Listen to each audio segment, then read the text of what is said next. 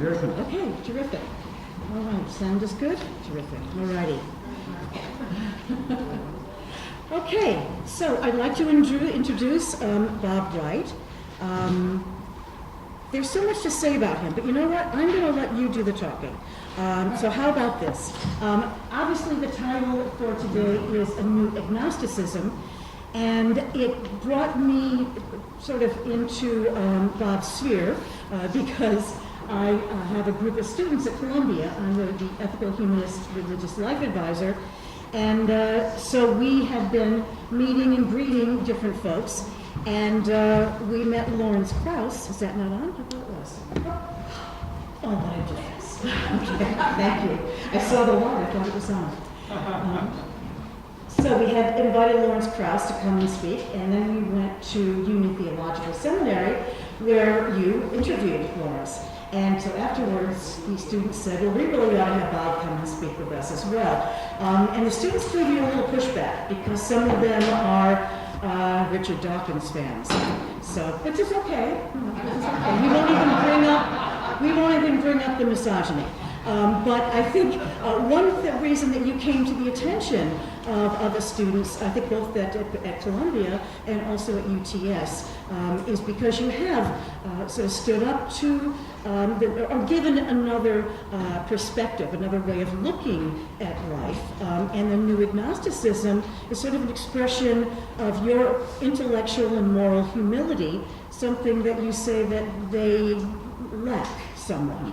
So is that a good place to start? I should add that some people who know me say I lack them as well. But well, that hasn't been my experience. I've been on good behavior. Okay.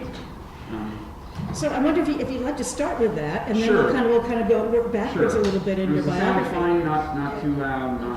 Okay. So yeah, and first of all, I should say I'm actually in some respects a Richard Dawkins fan. I mean, kind of the irony of the fact that I find myself so often taking issue with him and with the new atheists these days is that, I wrote a book on evolutionary psychology 22 years ago, I guess, called The Moral Animal, which was very much drawn from the same kind of perspective as Dawkins's book, The Selfish Gene. In other words, just modern kind of Darwinian theory. It was an account of human nature, and my worldview is broadly naturalistic. So I don't have the kinds of issues with him that some people have.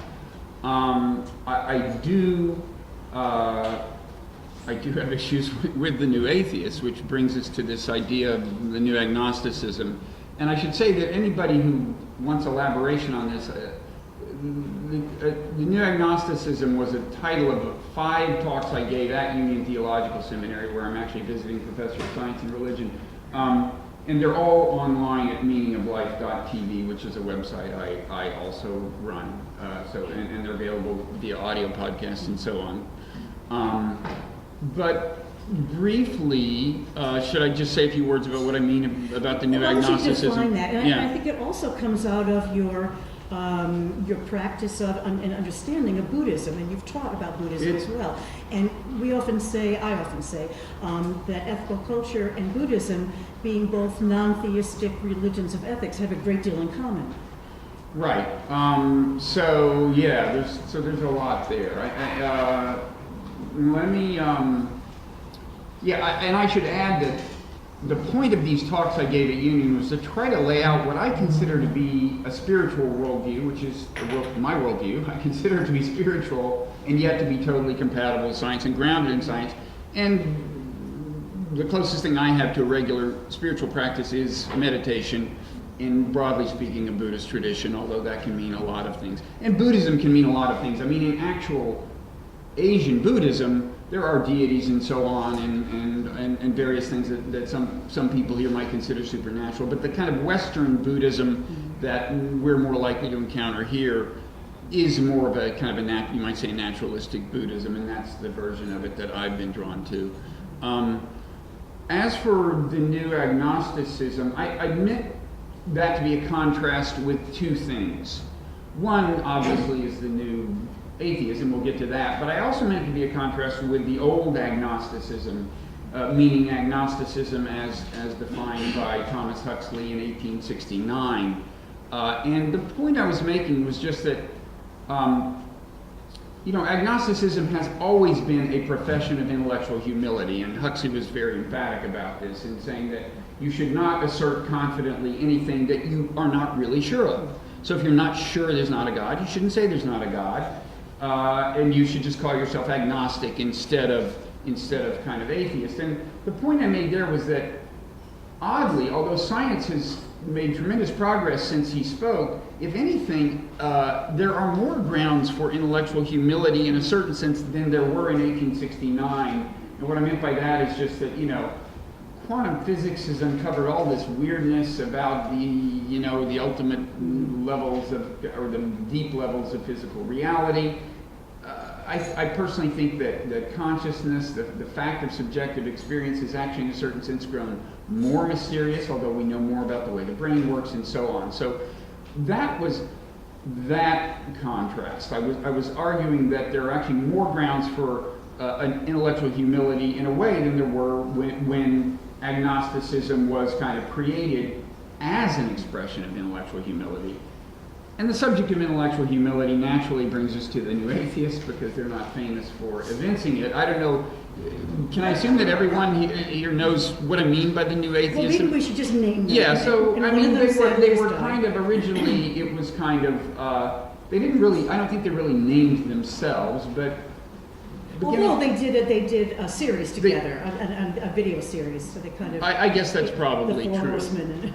Yeah, the so-called Four Horsemen of the Apocalypse were Sam Harris, Richard Dawkins. Sam Harris wrote the book, The Kind of Atheist Manifesto, The End of Faith, not long after, a couple years after 9/11, and that's not a coincidence, I think. I think it was very much a reaction to 9/11, and it very much assumed and was driven by, I think, the idea that 9/11 was a product of religion per se, and that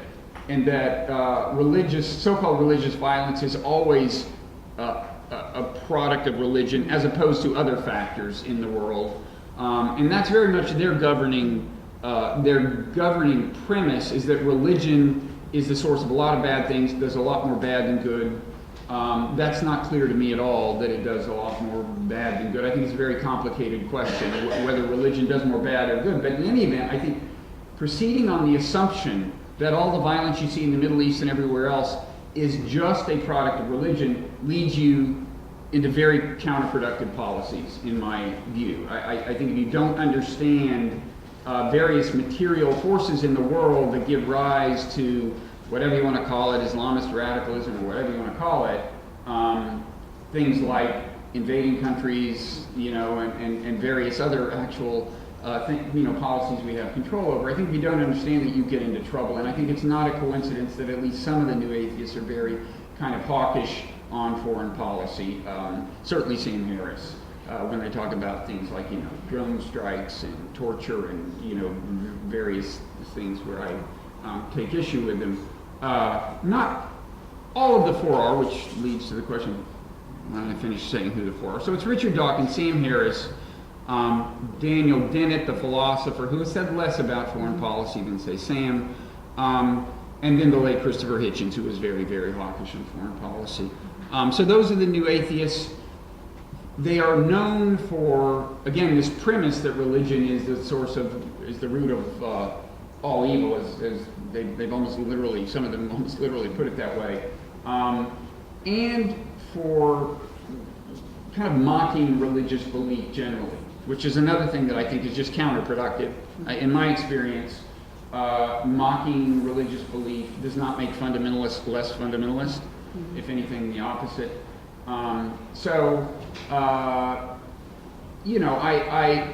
My issues with the new atheists are not about the atheists.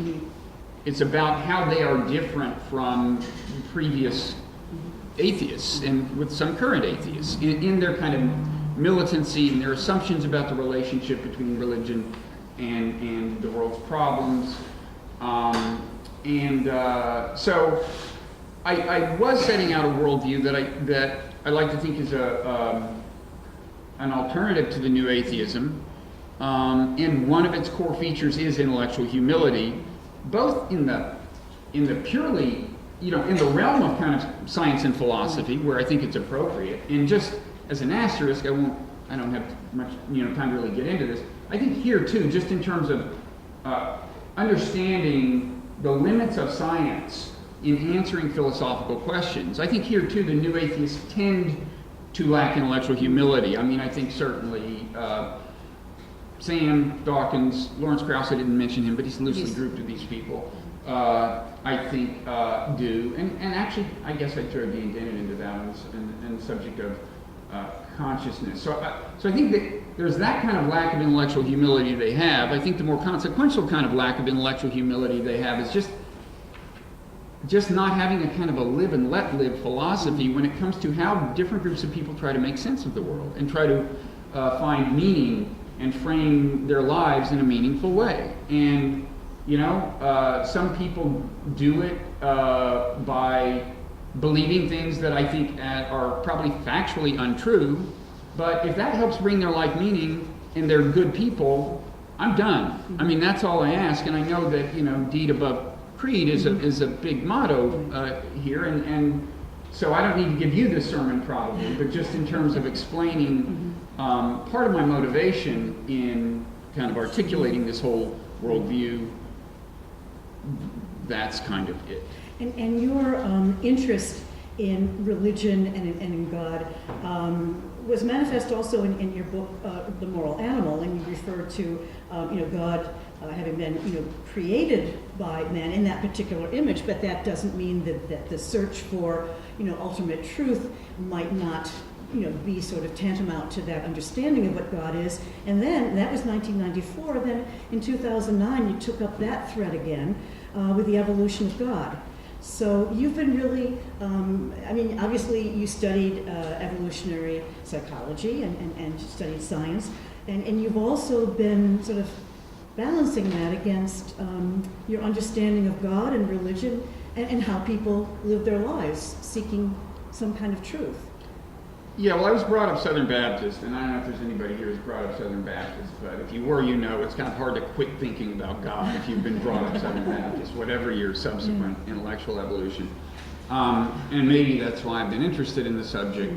But, yeah, I've argued in The Evolution of God and elsewhere that even if, all the specific theistic traditions have something significantly wrong in terms of their conception of God or something, doesn't rule out the possibility that there is in some sense a larger purpose unfolding on this planet. And I've argued that actually, if you look at the whole history of life on this planet, from first self-replicating material to the evolution of intelligent life and then the subsequent kind of cultural and largely technological evolution that got us where we are today, which is on the verge of a global community with what looks like a global brain almost, the internet, that it's not crazy. Even if your account of that is a strictly materialist one, as mine is, in an intellectual sense. In other words, I buy the strictly scientific account of the unfolding of that process, nothing spooky going on as far as I can tell in terms of immaterial forces assisting it or anything. Even if you have that view of it, it's not crazy to think, well, for all we know, there is some purpose unfolding, especially when you look at, what I consider to be a certain amount of net moral progress in the history of humankind, and I've argued this in the book Non-Zero. My last time actually in this building was, I think, 2001, or 2001, speaking to a commencement. It was a commencement exercise where it was a group of people who were graduating, and the occasion for that was talking about the book Non-Zero, where I lay that out. But in any event, yeah, I just think, I have argued that, we should all be open-minded on questions of ultimate purpose and so on. Although, as you know, my own kind of spiritual practice, meditation in a Buddhist context, doesn't depend on even thinking about that. It certainly doesn't depend on thinking about any gods or anything, or even ultimate purpose in any more abstract sense. Meditation for me is more about trying to see the world clearly, notwithstanding how naturally deluded we tend to be by virtue of being governed by brains that were designed by natural selection, which is a process that is not ultimately interested in helping us see the world clearly. Okay, that wasn't too long. Well, I can break that down. Maybe I can spend the rest of our time breaking it down. Well, I'm glad you brought that up, because that, of course, delves into moral animal. And that's the book. I'm looking at Bob Tapp because he was dean of the Humanist Institute for many years, and now I share that role because it takes two of us. Once took just Bob, the moral animal, and in terms of exactly that, the notion that we have these brains, these minds, and that we evolved not only physically and mentally, but also morally. And that isn't a bad thing to contemplate, although, as my colleague Joe Schuman has pointed out, our founder Felix Adler, whose portrait is over there, just couldn't go that far with evolution. He was okay about it being, the mind and the body, but morality, he was still a transcendentalist, and he believed that there was a universal moral law. Well, there could be. I mean, Right. philosophers call that moral realism, and I'm not ruling that out. The idea that you can speak seriously about moral truth.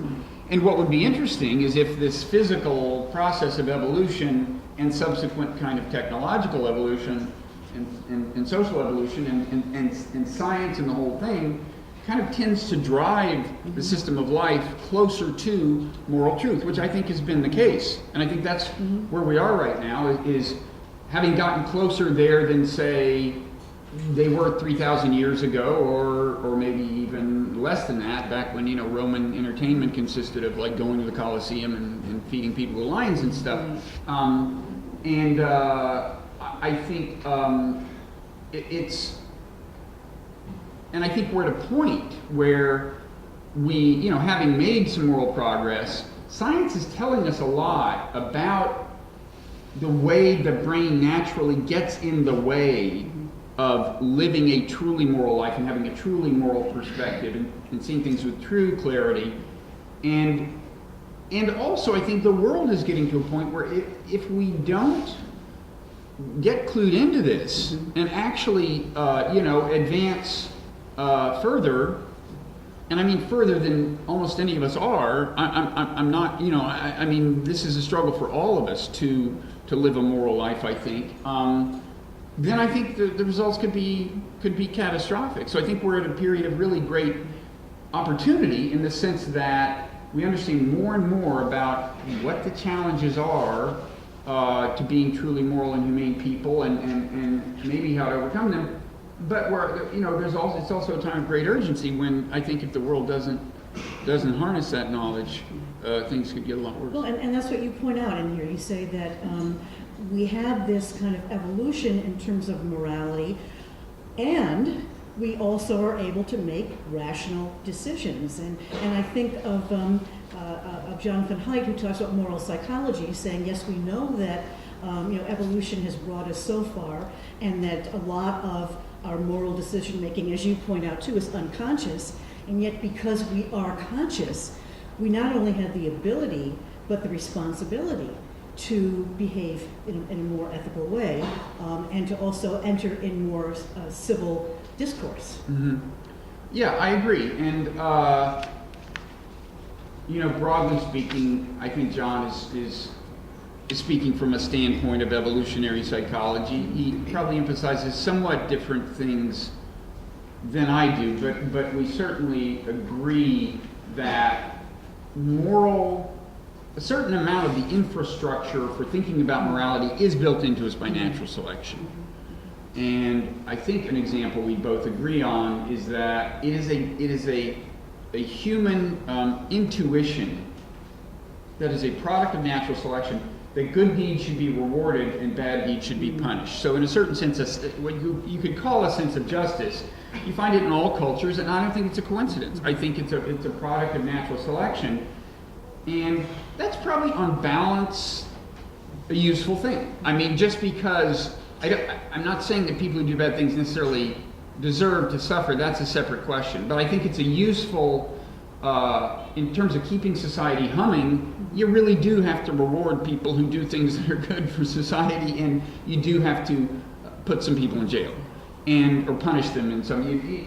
That's a practical necessity. So in that sense, the kind of what I would call instinctive sense of justice is a good thing. The problem is another product of natural selection, which is that when we go about deciding, well, who did the good thing and deserves to be rewarded, who did the bad thing and deserves to be punished, then we labor under a very serious and subtle bias. And, hence conflict. You go to any conflict in the world, and both sides are sincerely convinced that they are in the right and the other side is in the wrong. And that's because we're designed by natural selection to think that way. And, and it's really subtle. And that's when I said this is a struggle for all of us. It's like, when I see myself as in some sense in opposition to the new atheists, that's going to color all of the cognition I do in terms of assessing everything they say. So, when I was giving those talks at Union on the new agnosticism, and I was characterizing some things they said, and I'd see that, one of them, Sam Harris or somebody, had said something I considered outrageous and easy to ridicule, and then you read it in context and you find, well, okay, it's not quite as crazy as it sounded. You almost feel, if you pay attention, you feel a sense of disappointment. Like if your opponents turn out not to be saying as manifestly ridiculous things as you thought. I'm serious. This is really, pay attention. Pay attention. I mean, especially if you're like preparing a talk and the point is to criticize someone. This is an example of the way our minds work. You want your enemies and opponents and rivals to be as bad as possible so that you can say that about them. And so, it's easy to laugh about when you talk about preparing a lecture, but this is the reason people are killing each other in large numbers all around the world, is because their mind, and this is another place John Haidt and I agree, is that the human mind is designed to generate arguments in support of the position that is in some sense in your interest to hold, although in the modern world it often turns out it's actually not in your interest to be involved in some huge fight. But anyway, in terms of the way natural selection created the equipment, this kind of argument-making equipment in the mind, the idea was that when we find ourselves in a dispute over resources, over who was right, who was wrong, the mind just automatically gathers evidence in support of your position. And this is, the cognitive biases that govern all this have become better known. So probably a lot of you have heard of confirmation bias, the tendency of the mind to notice evidence that's consistent with your pre-existing views and not notice evidence that's not. This is one of a number of biases that are built into us and that manifest themselves very subtly. And if we overcame those, the world would be a wonderful place. It really would, because when people say, is war, is it natural? Is it in our genes? Is conflict in our genes? You usually hear them say things like, well, you mean are humans naturally aggressive? Or is there a fight or flight response? And I just think that's totally missing the point to talk in those terms. I mean, yes, there is a fight or flight response probably, and we may be in some sense naturally aggressive. But the problem is much more subtle than that. The problem comes with our just very perception of the world and our assessment of the behavior of other people and our assessment of our own behavior. That's where the problem is. And I think meditation of the kind I've done, which is in the Vipassana tradition, although I think generally speaking, in a pretty broad sense, meditation helps here. I think it's a potentially powerful tool in addressing these biases, and I think some sort of powerful tool is needed because they're really subtly ingrained in us. I really appreciated, not only just now, but when I've heard you before, the attention that you've paid to these hidden biases. And I think it's particularly important with the students that you've been addressing, because I know from my work, both at Columbia and NYU, that many students come in trying on different identities and trying on different labels, and maybe they are reacting in different ways to their family backgrounds. And so you see a lot of really strong opinions and less introspection in terms of their hidden biases. And we've done a lot of that work here. I mean, we've been doing work on understanding our hidden biases with regard to race. We've talked a lot about Peggy McIntosh with the white privilege, and sort of really breaking down that and doing work with mindfulness. And I just think it's essential for us to break down those barriers, because how else are we going to move forward? I'd like to also draw some attention, in addition to the books that we've mentioned. You've written many articles, and you've written for The Atlantic, for New Republic, and now in addition to the website that you mentioned, you also have Bloggerheads. So I'm wondering if you can tell us a little bit about your journalism, and then the way that your journalism has expanded. So where you write articles for other publications, you now have your own setup. Yeah, well, I mean, that's partly in response to the evolution of journalism. I mean, there was a time when you could actually make a living writing. That became harder, and I don't know to what extent that's the reason I got into some of these other things. But yeah, I started a website, I guess 10 years ago. It's kind of 11 years ago, called bloggingheads.tv, when the video on the internet was fairly new, and it just consisted of it just harnessed the fact that it was now possible to have two people who weren't in the same place have a conversation that would then show up as a split screen kind of video, and that's the model you see in meaningoflife.tv as well. Although now most people actually imbibe the conversations as audio podcasts, and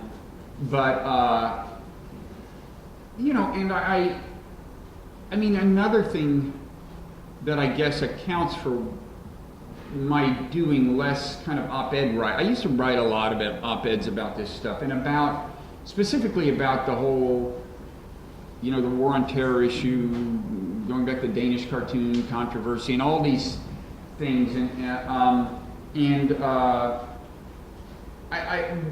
but I have started to wonder. I mean, I noticed after doing a certain number of these that I didn't seem to have transformed the way humankind thinks of these things. So I did start to wonder whether, in a certain sense, this is more of that it's partly a spiritual challenge. It's not just a policy question, although it is that, but it also involves, reaching people at kind of a different level. And I think that's one reason I've done less op-ed policy kind of writing. I mean, I guess a unifying theme, something that kind of transcends or unites these two realms in my view, the kind of the policy realm and what you could call the spiritual realm, is I've been a big advocate of something that is sometimes called moral imagination. That's the term I use. And what that means is, putting yourself in the shoes of other people, but not just in the sense of feeling their pain, not just in the sense of what's called emotional empathy, but also in the sense of just understanding what the world looks like from their point of view. Okay, that can be a tremendously beneficial thing, whether or not you get around to feeling their pain and having empathy in that sense. International affairs, I think many of the conflicts we've had, actual wars and things, have resulted from just not understanding what was going on in the mind of the leader of the other country, or of the constituency of the leader in the other country. And there's a tendency, well, I won't get into the specifics, but it gets back to this kind of cognitive bias. Well, first of all, let me just finish. I think this business of perspective taking, there are policy implications, like, I think if we had done a better job of understanding just the way the world looks to Putin as a politician who, like all other politicians, wants to remain in power and amass power within Russia. If we'd done a better job of that, maybe the whole Ukraine thing could have been avoided. So there's that kind of, I think, policy implication of exercising moral imagination. But at the same time, it's kind of so hard to do that I think you could call it a spiritual exercise, and doing it consistently requires something like a spiritual exercise, which brings us back to what you were saying about, encouraging people to break down biases regarding race. Well, let's do what I suspect is an even harder exercise for people in this room. Maybe I misread where you are politically, but let's extend moral imagination to Donald Trump supporters. To be honest, I would suspect that preaching about breaking down, conventional racism here is a little bit of preaching to the converted, right? I mean, this is not a far right group. We still have a distance to go. Okay, but we recognize that we do. Well, we all have a distance to go because we all, kind of naturally engage in stereotyping and all those things. We all have a distance to go, but I'll bet you have farther distance in kind of putting yourself in the shoes of a Donald Trump supporter and saying, well, maybe if I had their life experiences, I would be exactly like them. And that's a harder thing. And but I think it's a really important thing. And figuring out where this is coming from. I mean, as hideous as I find a lot of the expressions that are coming from this, I think it's always an important exercise to put yourself in the shoes of other people. Because, it's only fair because I'm always asking people to do this with, again, whatever term you want to use, Islamist radicals or whatever. I'm always saying, put yourself in the shoes of a Muslim teenager in Europe, where, by the way, Muslims have, on average, lower socioeconomic status than they have in the United States. Less in the way of economic opportunity than they have in the United States, have in certain countries more reason to feel disrespected probably. I'm always encouraging people to do that exercise. It's only fair that I try to do it with everybody. I think as far as Trump goes, I can only speak for myself, but perhaps you experience it as well. I have cousins, and all I have to do is go back to my hometown and listen to my cousins. But I'd like to open it up now, because I'm sure that you have some questions as well. So are there any, and you have questions for Bob Wright? Yes. So there's a phrase that's come up, two phrases actually, to describe what you're talking about. One is epistemological modesty, and the other is biased assimilation. And those two terms, you can keep those around, and I think that's what you've been talking about. Does that ring a bell? I'm not sure what you mean by biased assimilation. I mean, epistemological, you said humility or modesty? Yeah. This comes from David Brooks or David Hume. And so he just came up with that term. But biased assimilation is something that we suffer from because, as you mentioned, at an early age, let's say politically, for example, we take on a point of view from our teachers, from our peers, and we tend to look at the world through that prism as we get older. And so we're assimilating in a biased sort of way, which is, I think, what you're doing.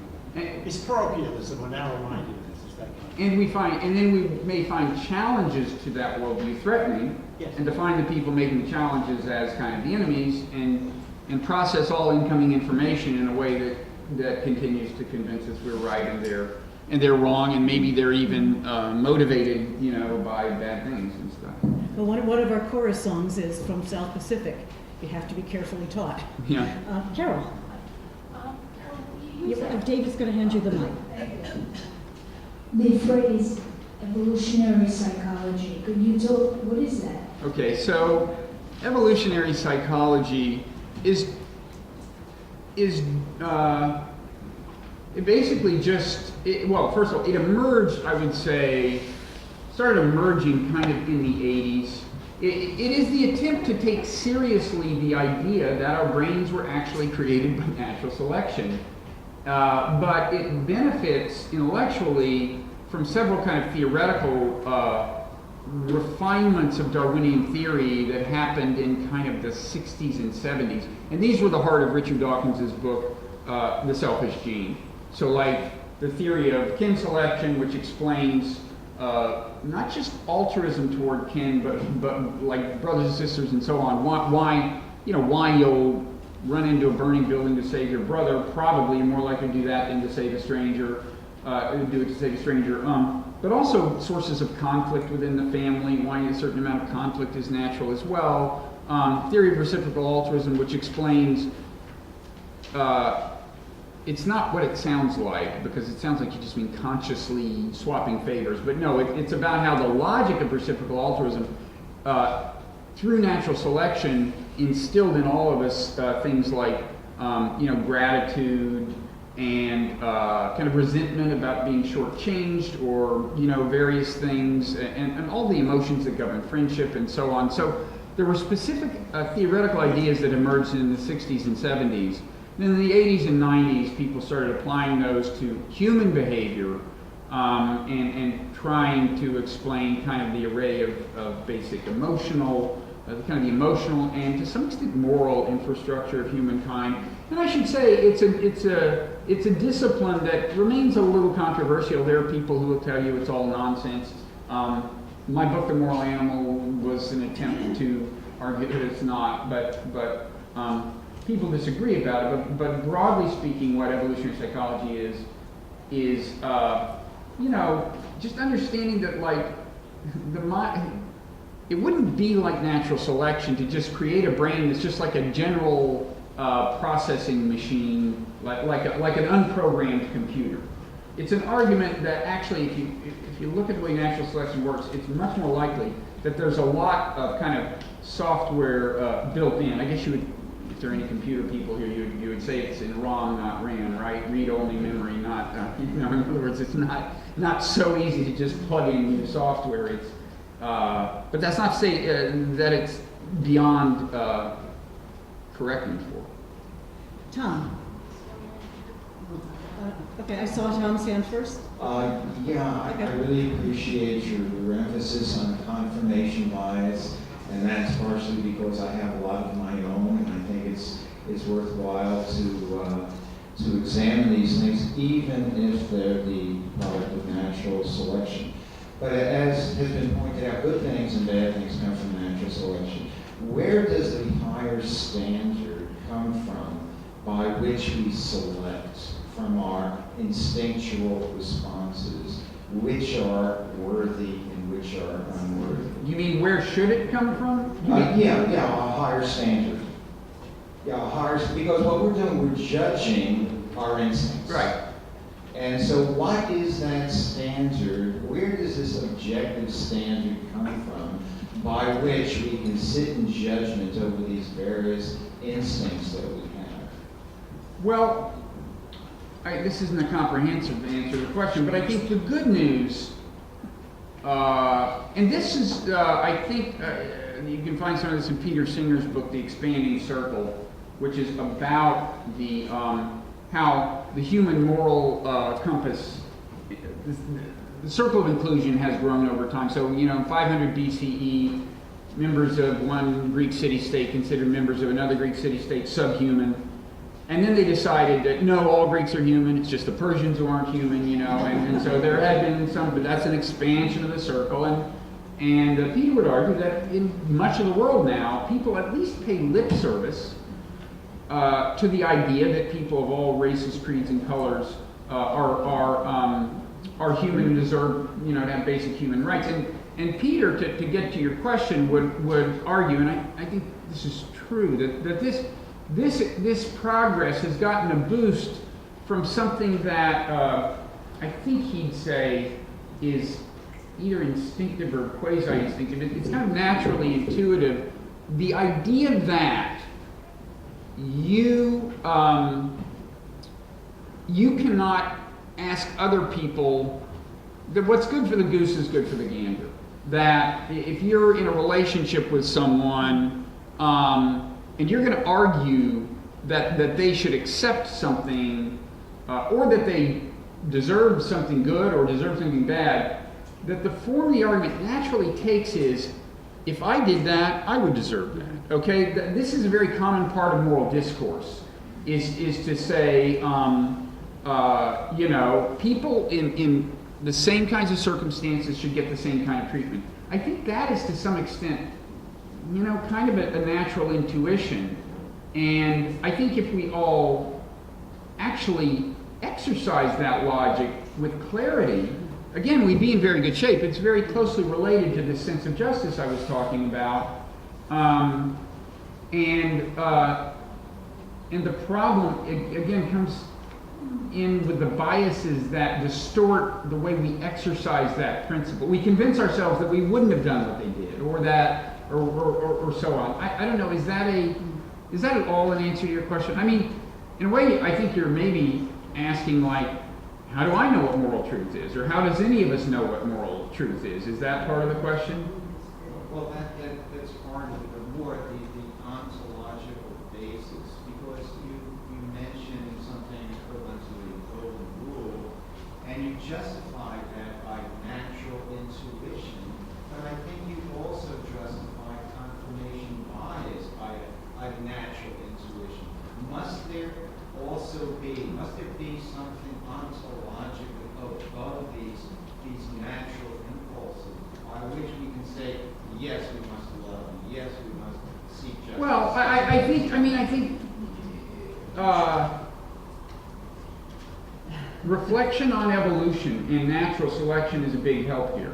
And this is a theme in The Moral Animal, and also in a book that I'm finishing that will be published in a year on kind of evolutionary psychology and Buddhist meditation and philosophy, which is just like, okay, now that we understand that we were created by natural selection, we understand why we all think we are special, right? I mean, each of us goes through life under the assumption that we're more important than other people, right? I mean, in just the littlest ways, like if you're trying to catch a cab and somebody over there is trying to catch it, you try to raise your hand a little higher, right? You just do, because you want it.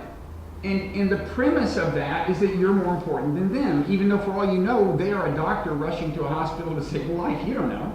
And this is natural, and it's, you know, we in that sense can't be blamed for it. But now we know that, wait a second, this intuition, I mean, we can't all be right? It can't be the case that I'm more important than Anne and Anne is more important than me, that my interests should trump hers and hers should trump mine. That's just a logical contradiction. And yet, it is the logic that kind of governs the planet in the sense that everyone, implicitly at least, I mean, except for your true saints, your truly enlightened beings, you know, pretty much everyone at some point of every day does something that is governed by the premise that their interests are more important than the other person's. And now we know why that was, why that is. It's because we were designed by natural selection. You would expect this. If you know, the natural selection is a process that designs organisms to be better than other organisms at getting their genes into the next generation. So naturally, it's going to instill selfishness in us. The miracle is that it instilled as much altruism as it did, and as much in the way of conscience as it did. We now understand why that is as well. That's not like some spooky mystery. We understand that, but it's a good thing that we have that to work with. But anyway, more fundamentally, of course it's going to build selfish organisms. So to get back to your question, I mean, it just seems to me that reflection on natural selection just should reinforce the idea that, well, notwithstanding the way I conduct my life, which is under the premise that I'm more important than anybody else, you can't assume that anybody is more important than anybody else. Everyone is equally important. That there's no good reason to depart from what should be the default assumption, which is that everyone's welfare matters equally. Okay? Now, if we really, you know, set up the world in accordance with, and govern the world in accordance with the principle that everyone matters equally, it would be, I think, a different world. And so I would call that an example of, I would call it a kind of a higher moral truth that just becomes more plausible when you reflect on evolution and kind of illuminate the, you know, why everyone in a certain sense has the intuition that it's not true, right? Does that make sense? I mean, I just think... I'm going to interrupt now, sure. because I have an interest in keeping check of the time. So I see a lot of hands raised right now, but I'm going to ask you a very important question. Bob just gave a wonderful response to this gentleman's question. Is your question uniquely different? And would you expect to get a different response than what Bob has already given? Okay, Abe, I'm trusting you. My philosophy is very close to yours, but I think whether it's traditional religion or Gnosticism or atheism, this is one point, and that is a sense of wonder. and one that has been suppressed by whether it's religious philosophy from early man. And another way to look at it is we've had a 4.5 billion year experiment that may be coming to a close in terms of human evolution. And that might be an experiment of life or maybe an experiment of some purpose.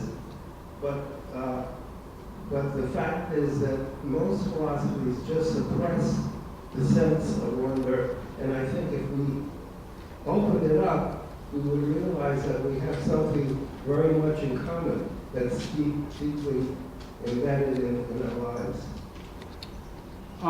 Yeah, I'm a fan of the sense of wonder. I'm not sure it's been, how much it's been suppressed. I mean, maybe you mean that theistic explanations almost detract from the sense of wonder we should have or something. But some religious texts, the Quran is very good on wonder and how amazing the workings of nature are. By way of arguing that it must have been created by God, of course, but still.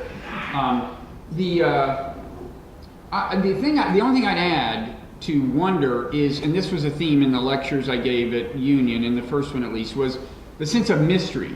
And this is one thing that I think science of the last 100 years has kind of really reinforced. So the sense of wonder, I think, can come from things we understand, right? We understand perfectly, like the billions of stars and however many there are in the galaxy, however many galaxies are in the universe. So look up at the Milky Way and understand that, whoa, you know, those are like stars in the galaxy, it's that big and that's just one galaxy. That's a sense of wonder.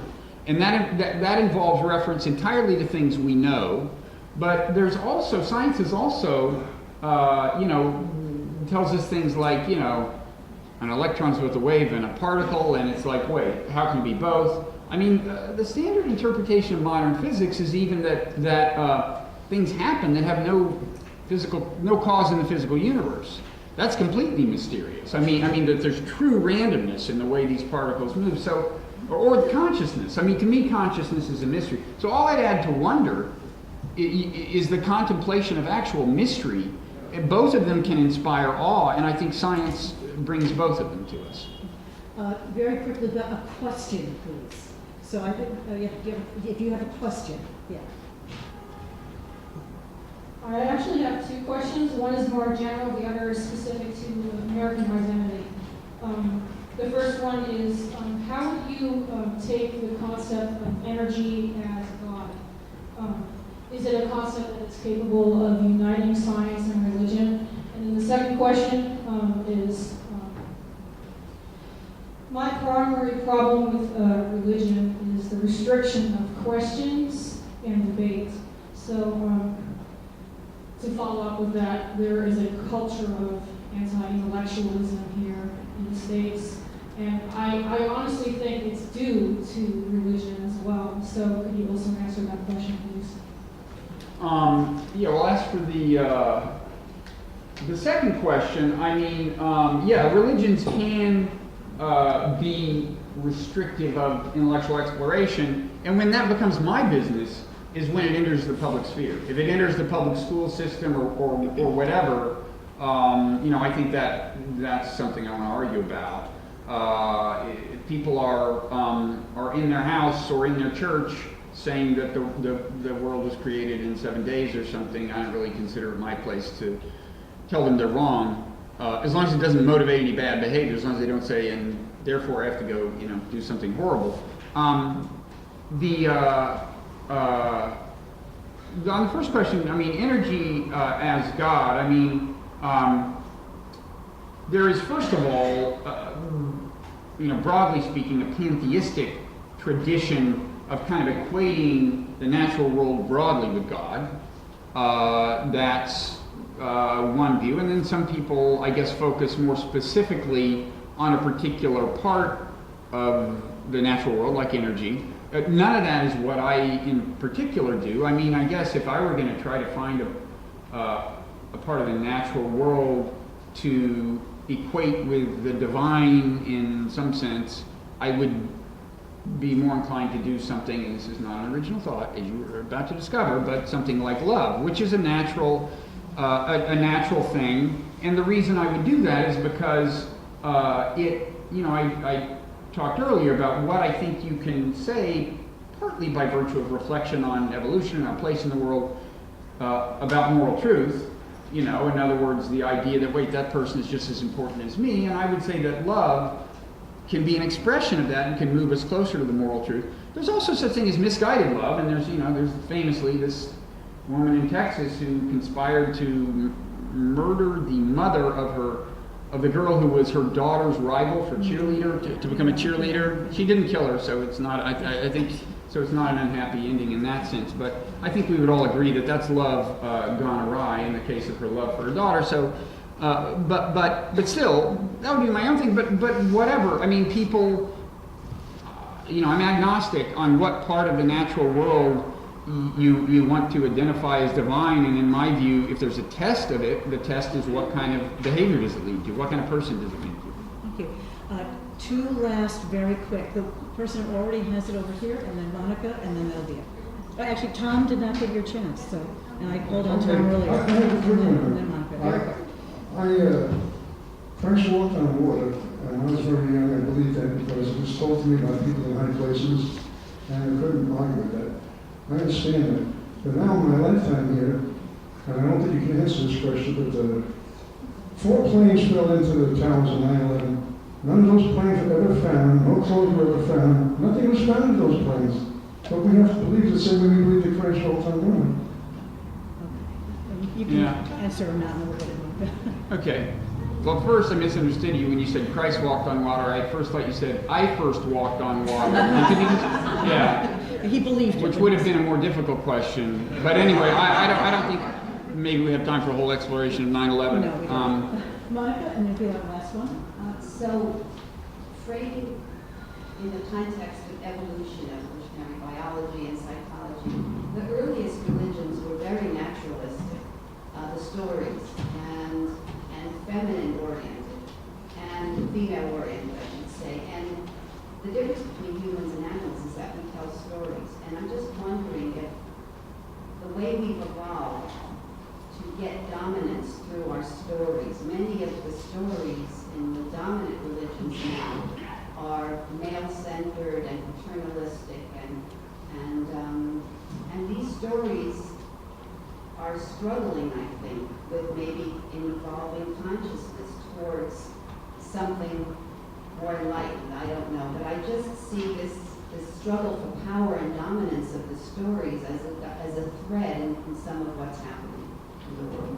Yeah, I'm not sure that's a new thing. I mean, I wouldn't say that you can't find in ancient religion things that support the patriarchy and various other things, including oppression and exploitation and so on. I don't have an especially upbeat view of ancient religion as compared to. I mean, I think there have always been more inspiring and less inspiring versions of religion. I mean, there are things that you don't hear about the Bible, like that the God of the Israelites seems to have had a wife named Asherah, which is actually in the Bible, but you don't hear about that much. So it's true that sometimes female deities get kind of written out of the story, but it gets back to my idea that actually, in some ways, I think things have on balance gotten better, but I don't know. There certainly are ancient texts, like certain Gnostic texts, that are maybe would be more inspiring to many of us than some of the other texts. But I think it's kind of like it is then was kind of like it is today, which is you've got your good and your bad. Thank you. So I want to let's thank Bob for his presentation.